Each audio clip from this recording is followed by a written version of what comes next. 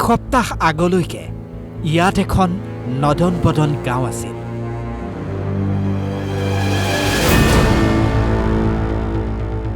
এতিয়া সেই গাঁওখন মৰিশালীত পৰিণত হৈছে। মই য'ত উপস্থিত আছোঁ তাত এখন গাঁও আছিল আৰু সেই গাঁওখন আছিল নেপালী খুটি।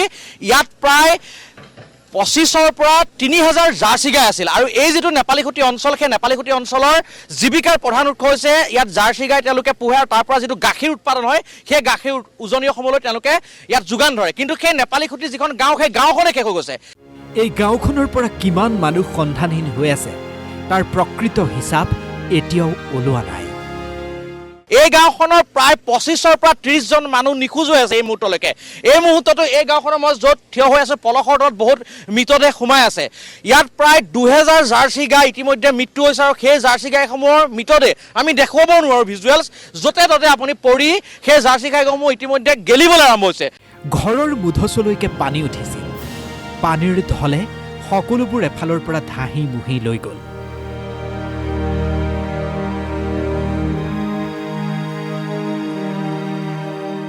মই কাৰণত অমিত দেখা পাইছোঁ এই খুঁটাটো প্ৰায় 7.5 ফুটৰ পৰা 8 ফুট আছে আৰু ইয়াৰ পৰা 2 ফুট মানে পানী হৈছিল, মানে প্ৰায় 9 ফুটৰ পৰা 10 ফুট পানী হৈছিল।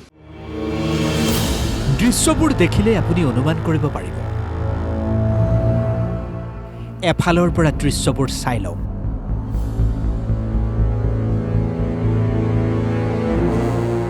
শিৱসাগৰত প্ৰলয়ংকৰী বানত সৰ্বাধিক ক্ষতি হোৱা বিহুবৰৰ এয়া নেপালী খুটি।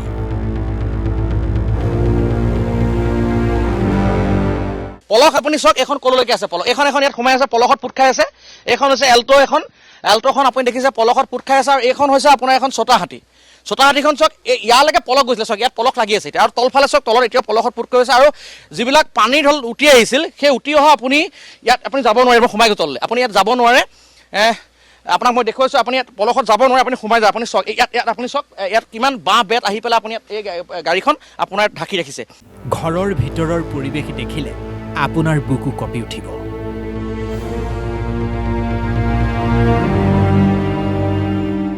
ইয়াত মই দেখুৱাইছোঁ এইটো হৈছে আপোনাৰ ঘৰৰ ভিতৰৰ পৰিৱেশ।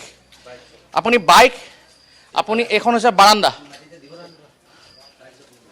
মই দেখুৱাইছোঁ এয়া হৈছে বাইক সোমাই আছে। এইটো হৈছে ঘৰ।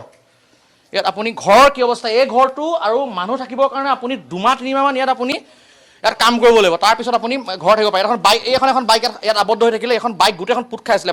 কেঁচা ঘৰ বুলিবলৈ গাঁওখনত এতিয়া একোৱেই নাই। 2-এটা মাত্ৰ পকী ঘৰ বাচি আছে। 1000ৰ ওপৰত পশুধন বানে উটুৱাই লৈ গ'ল।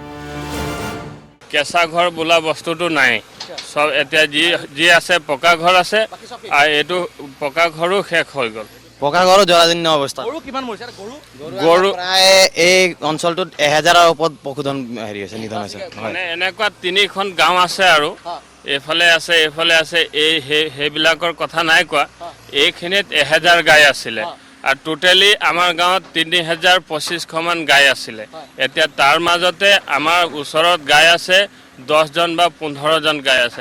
গোপালনেৰে এই গাঁওখনৰ ৰাইজে শিৱসাগৰ জিলাখনতে এক দুগ্ধ বিপ্লৱ কৰিছিল। কিন্তু সকলোবোৰ বলিয়া বানে শেষ কৰি পেলালে।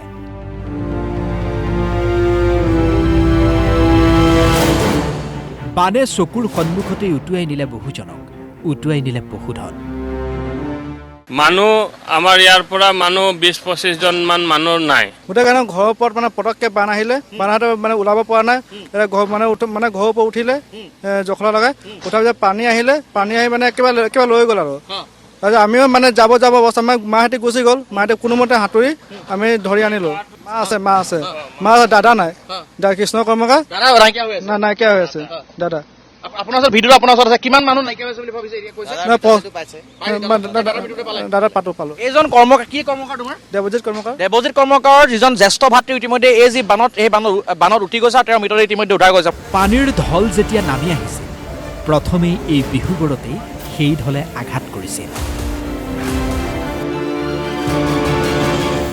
এই যি প্ৰলয়ংকাৰী বান আহিছিল সেই বানে প্ৰথমে আহি বিহুবৰৰ এই যিখন নেপালী খুটি, সেই নেপালী খুটি যিখন গাঁও সেই গাঁওখনেই দিশৰ বুকুত সুমুৱাই লৈছিল আৰু এই যিটো অঞ্চল সেই অঞ্চলটোত প্ৰায় 15-20 ফুট পৰ্যন্ত পানী উঠিছিল আৰু ইয়াৰ প্ৰতিটো ঘৰ পানীৰ তলত ডুব গৈছিল। বিহুবৰৰ এতিয়া নেপালী খুঁটি এক প্ৰকাৰ মৰিশালীত পৰিণত হৈছে।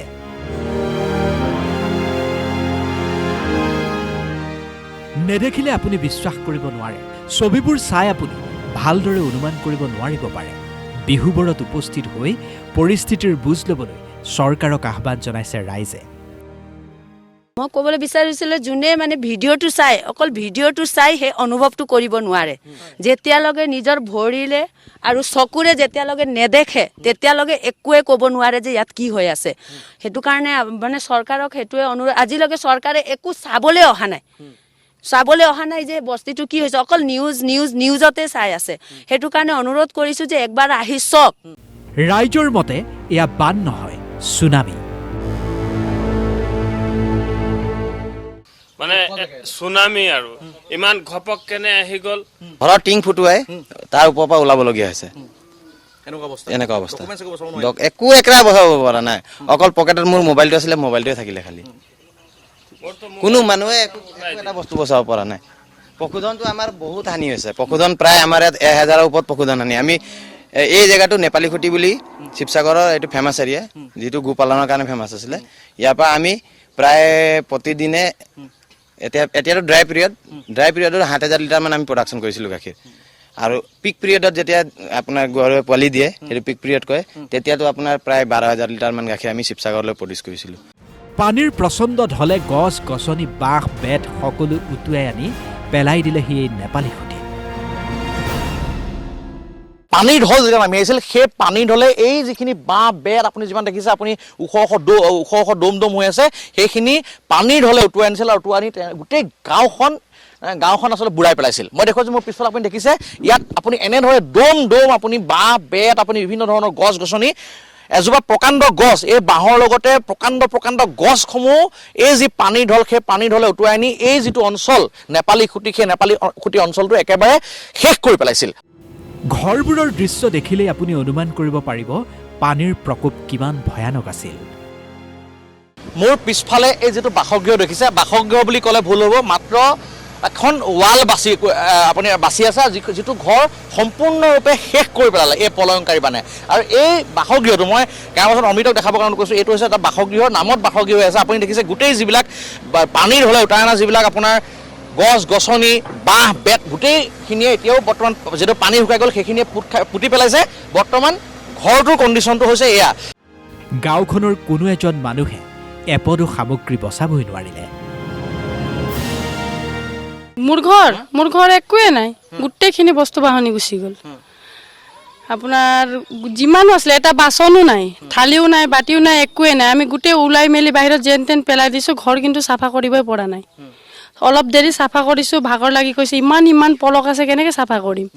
সেইটো কাৰণে আৰু জানো কি হ'ব। এতিয়া আমি আছোঁ আৰু ফুটপাথত আছোঁ, ইয়াত চাফা কৰি মেলি আমি গৈ মেলি ওপৰ চাইডে আছোঁ। বিহুবৰৰ নেপালী খুঁটিত এতিয়া দুৰ্গন্ধ বিয়পিছে। য'তে ত'তে পৰি আছে পশুধনৰ শৱবোৰ। পানী শুকালেই হয়তো আগন্তুক দুটামান দিনতেই এই গাঁওখনৰ প্ৰকৃত ক্ষয় ক্ষতিবোৰ ওলাই পৰিব। কিমান মানুহৰ শ ওলাব সেই কথা ভাবিয়েই বুকু কঁপিছে এতিয়া এই নেপালী খুঁটিবাসীৰ। কেমেৰা পাৰ্চন অমিত আৰু মোহনৰ সৈতে ভাস্কৰ জ্যোতি দাস, DY365।